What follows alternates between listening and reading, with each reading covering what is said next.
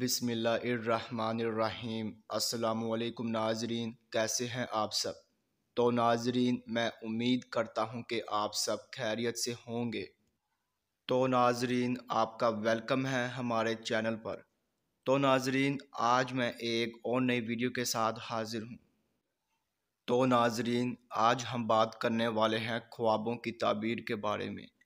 تو ناظرین، آپ نے جو خواب دیکھے ہیں ان کی میں تعبیر پیش کروں گا۔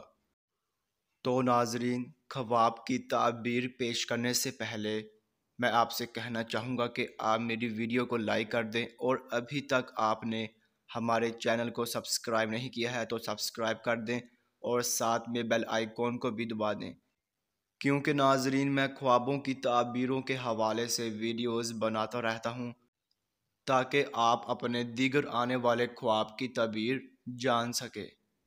تو ناظرین، اب ہم چلتے ہیں آپ کے خواب کی طرف۔